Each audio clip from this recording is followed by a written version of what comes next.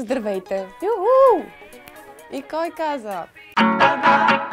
Мислех си аз тези дни за битюренските палове и ми хрумна много важна тема, за която не сме говорили в Секс Лавче, а именно темата за алкохола и секса. Луда ли си? Това е най-якото. То има ли друго? Да се налееш малко и после... Искам да ви кажа, че няма нищо по-ужасно от мъртво пияно момиче, което се опитва да е съблазнително. Готина съм, луда. Няма лошо да се веселиш, но алкохолът сваля задръжките и това не винаги е най-добрият вариант. Момичетата и момчетата стават по-смели и често се взимат решения, които не са най-добрите. Опитайте се да внимавате. Много млади хора пият, за да се правят на големи и готини. Истината е, че когато си все още ученик, нито тялото, нито съзнанието ти е готово за момента, в който действително можеш да оцениш качествата на хубавото вино, например. Дай ти шото, бе!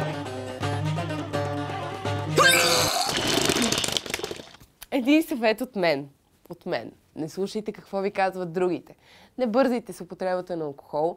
Изчакайте още няколко години и ще го откриете по един много по-зрял и вълнуващ начин. Сега по-скоро само ще повръщате и ще се излагате, а гадните истории остават с вас, докато остареете.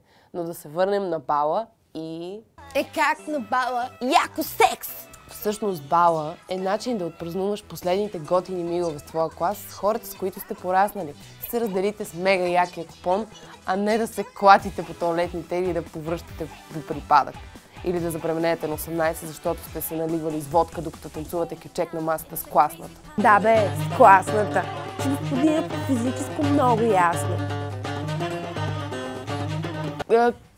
Както и да е.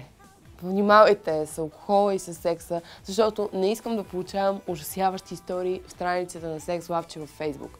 Запомнете две неща. Секса се прави, когато си достатъчно зрял и може да си адекватен. Айде, споделете видеото с приятели, дайте лайкче, следвайте канала в социалните мрежи и ми пишете в коментарите. До скоро! И кой каза?